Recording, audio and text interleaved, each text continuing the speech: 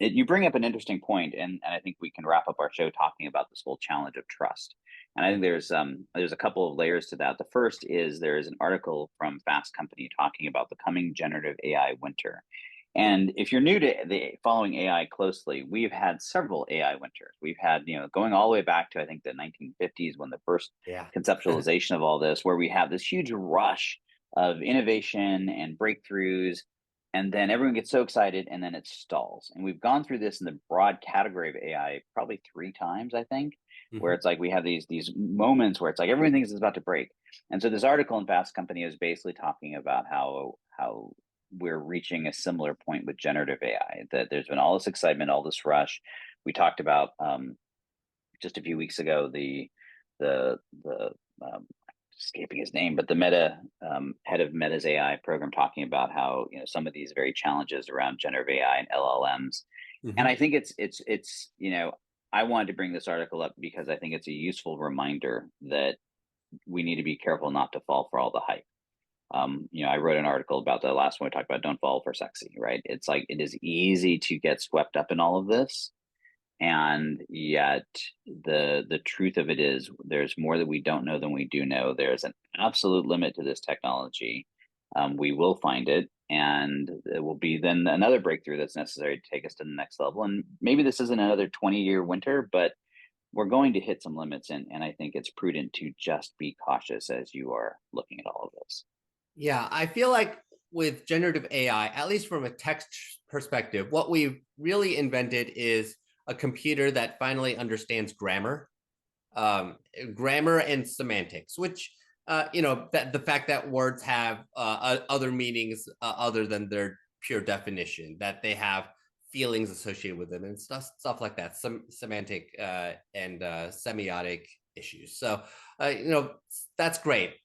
Computers finally figured out that there are meanings to words uh, that are more sensitive and more interesting. They figured out how to get through a high school English class without being completely overwhelmed, which is something. It's a significant achievement. It really is.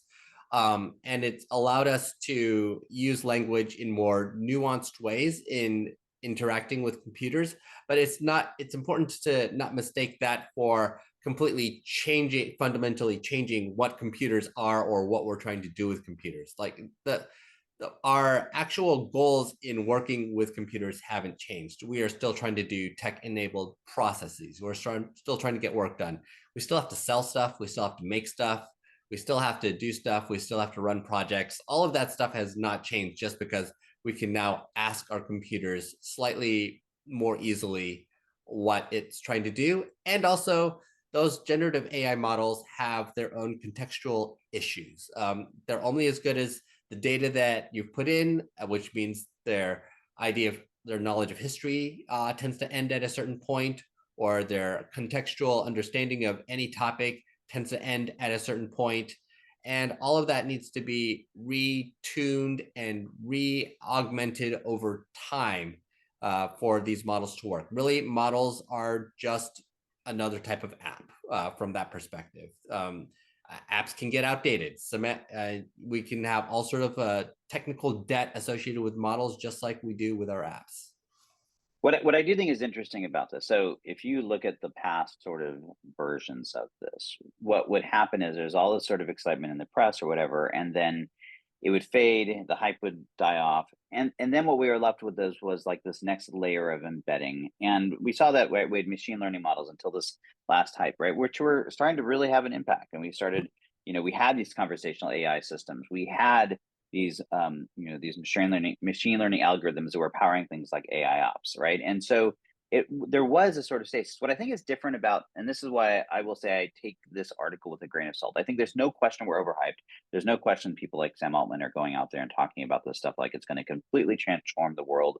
And I don't really buy that. I think we are going to see a fall off on the hype, that we're going to start hitting some limits.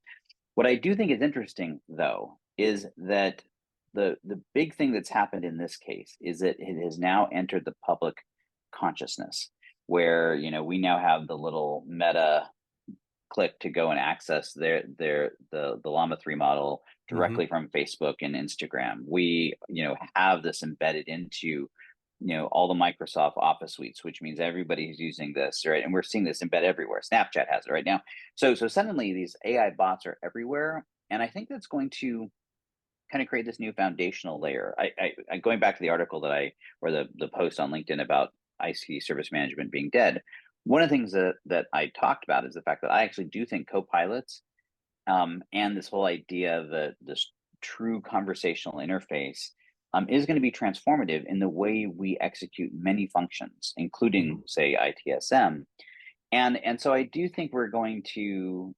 I still think it's going to be this winter. I think that that's all true, but I think what we're going to find is this new baseline is in fact higher. It's not going to fade away and go away. It's just we're going to see the things like what you talked about at Tableau, what we talked about at a Zendesk a couple of weeks ago, where Right. it just gets normalized, becomes this new baseline of how we function and operate, but the hype is going to fade off. And so I think that the trick as an enterprise leader is to figure out what that balance point is and make your investments accordingly. Don't do what Moderna did, right? A couple of what we talked about a week or two ago, right? Where you're like, oh, this is going to do everything. We're going to redo every single function around it. But look at how you make these strategic bets of where it actually makes sense. Yes. And also, I feel that honestly, this is still early days for generative AI. We are still starting to see we're just starting to see new model approaches like the mixture of experts models that we've seen Databricks and Snowflake come out with recently, where they're saying, yeah, we're going to build this large model, but you're only going to access maybe 10% of it at any given time and access these specific experts. We might start seeing something that abstracts LLMs where you ask something and it finds the right LLM for you for the right task, because we're going to start seeing LLMs that are very specifically focused on specific areas. But we haven't done this yet. Right now, we're for the most part just kind of throwing everything into these dense LLMs or these large models and just hoping that something nice comes out, or trying to augment these really large models with a little bit of extra data and hoping that that provides enough context. Like, these are baby steps. This is embryonic in terms of what this is going to look like in 5 years. We haven't really even figured out how to use this technology right yet. So yes, there's going to be this decline as we realize this initial approach that we're taking has its limits, but I feel like we've just barely scratched the surface on how to actually use this technology correctly.